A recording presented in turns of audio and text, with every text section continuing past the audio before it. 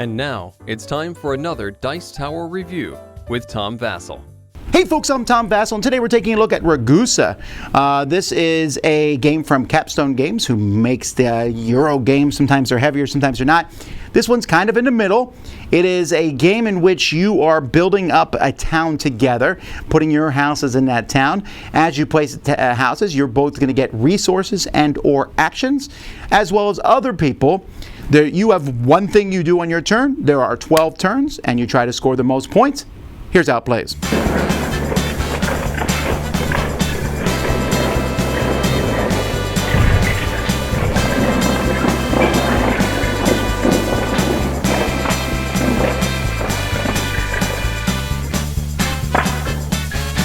So the concept of the game is really simple.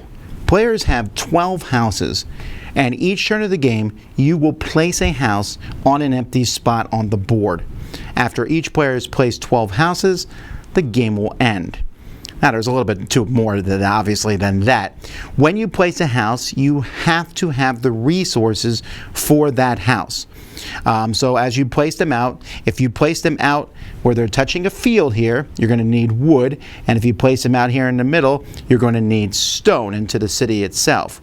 You can use resources that you have access to. So your first one is obviously going to have to be on the outside, because if I place it here, this gives me access to 2 wood and gives me a grape of vines, and so I can put it here.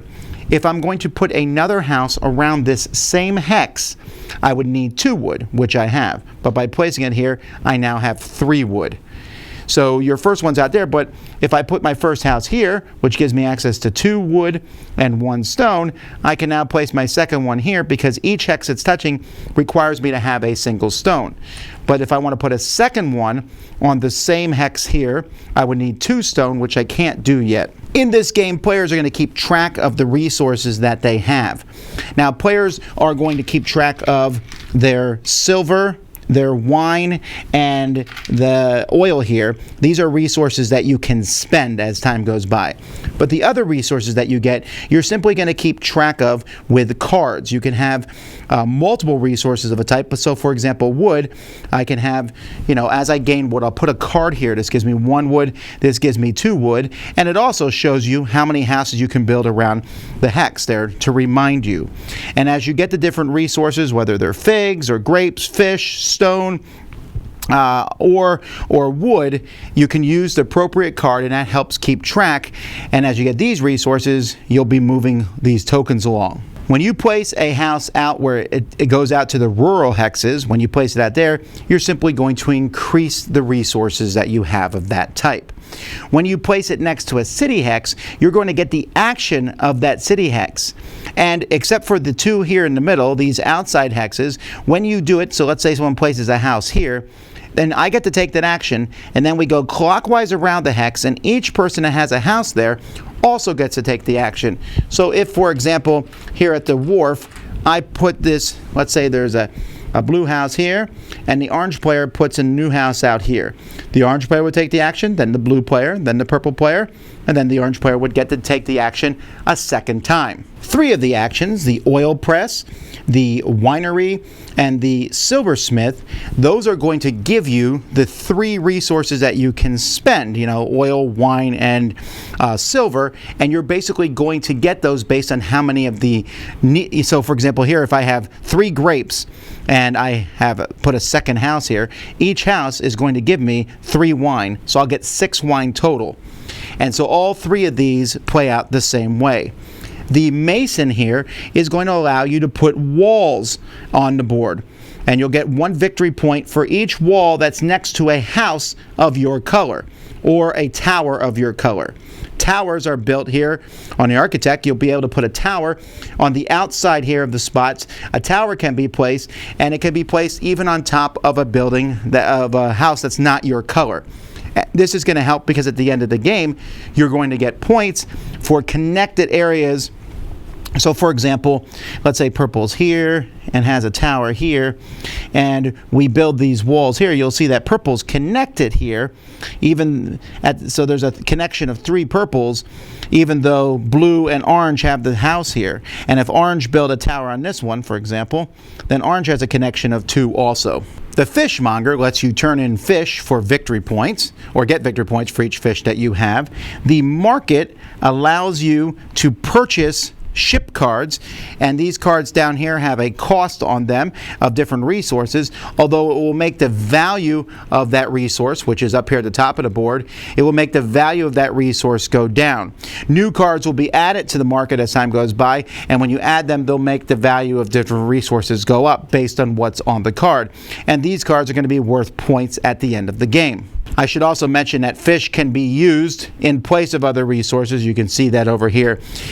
Fish is a resource that you get when you place houses on the outside here, and so it's kind of not necessarily wild, but it has a different feel than the other resources. At the beginning of the game, players are going to be given some bonus cards, and they're going to have 3 of them, and you're going to pick one. These are going to give you bonus points at the end of the game for whatever, pretty obvious, for each grape you have 2 points. If you go to the Rector's Palace here, you'll be able to get more bonus cards. If you go to the Cathedral, you're going to get points at the end of the game for each set of all 3 of the main resources, wine, oil, and silver, and the value will be equal to whatever their prices are at this point in time. And you can see here 2, 2, and 2, they're all worth 2. As I said, at the end of the game, when everyone has played all their houses, you're going to get points for the Cathedral, for sets that you have, for each house you have there, and then you're going to get points for a connected wall where you have a house or tower of your color. You'll add these points to the points that you've gained during the game, and whoever has the most points is the winner. There's a lot to like about the components for this game. It's really nice that each player has their own box that comes, and you will be able to keep all the components that you have in that box, and you have the cards of your color. I don't know that I'm a huge fan of using cards for the number of resources you have of something and turning it in, flipping it over and stuff, but I do like that the cards show on the wood and the stone how many houses you can build around the same thing. I don't know that anyone would ever build 6 around the same hex, but these cards don't fit in these spots. That's kind of annoying. It feels like they should. So you kind of put them on top or slide them underneath. It doesn't work as well as it should. That would be my only really negative thing about the game, other than the fact that the board itself I feel like is a little boring. I do like how these towers though fit on top of houses. That's a neat aspect. Overall, the components are fine. So let's list some positive things here. The simplicity of what you do, put a house out, and then it's the next person's turn, is pretty interesting. The idea that as more houses are placed, the game will slow down a bit is fine. Especially in the city, as I place a house in the city, the first time I take an action. The next time a house is placed on that hex, well then 2 people get an action. If I place a house between 2 city hexes, there's 2 actions, and they might each go off 4 times, going around in a circle. And as more and more houses are placed, the actions will happen more and more times. Okay, that's interesting. I like that concept. I like the visual aspect of the wall being built. I like how the towers go on top. But at the end of the day, I feel like this game, like my second game compared to my first game, I felt like we did the same things over again. But that, your first house has to go on the outside, because you have to have a wood, and you don't have a wood at the beginning of the game, so you have to place it on the outside. So a good starting spot, which a lot of people do, is the spot that's between a house and a stone, because then your second house can go in the city. But you might also want to put your house next to the ore in the middle, because you might want to go for silver. Fine. So there's a slight branching of what you can do with your first house.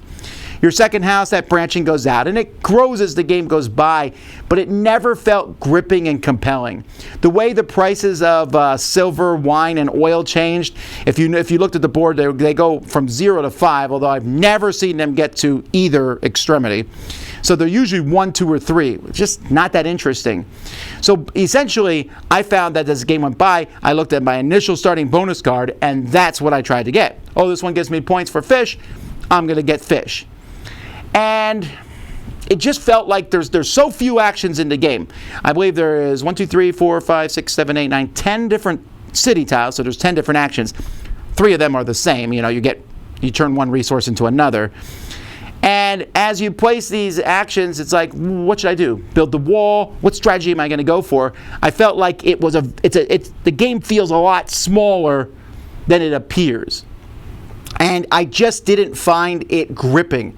I didn't find anything I did to be exciting or interesting. I felt like sometimes my choices were pretty obvious.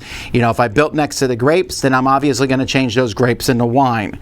If I built next to the fish, then I might use the fish for various things.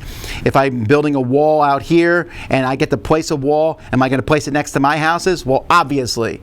And because of that, I felt the game just felt too constrained for me to enjoy it. Now, some people have really enjoyed this game, and I will say there's some interesting ideas here. I like the idea of placing the house and then going clockwise around the hex and everyone getting an action. Although sometimes you got to kind of like pause the game. Okay, you get an action, now you get one, now you get one. But the ships coming out, and I didn't like the ships at all, really, because the ships kind of slide a bit, and a ship that would cost 1 silver now cost grapes. That seemed weird to me. Didn't really make sense thematically. In fact, the whole game is really, the theme is a little bit devoid. It's kind of an abstract game in a sense. Overall, I don't know. It's not a game I have any desire to play again. I didn't, actively dislike the game. I just want a game that gives me more options, and I felt like this game really didn't. And in fact, sometimes near the end of the game, your final houses you put out because there's a lot fewer spaces, you feel like, well, I guess I'll just go here and do this. It might get me a point, maybe it won't even get me any points. And I felt like the game was like, it starts off a little boring, gets more interesting, and then kind of devolves into fewer choices. Some clever ideas, but not enough to keep me on board. Dice Tower Judgment? It just felt samey.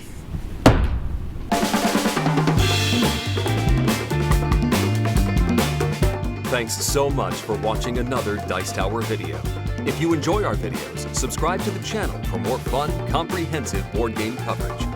Also, consider joining us at one of our events. Come to Dice Tower Retreat, a small, intimate gathering where gaming is king. Join us for Dice Tower Cruise, the largest board game cruise. Attend Dice Tower West in Las Vegas for gaming fun on the West Coast, or Dice Tower East in Orlando in sunny Florida.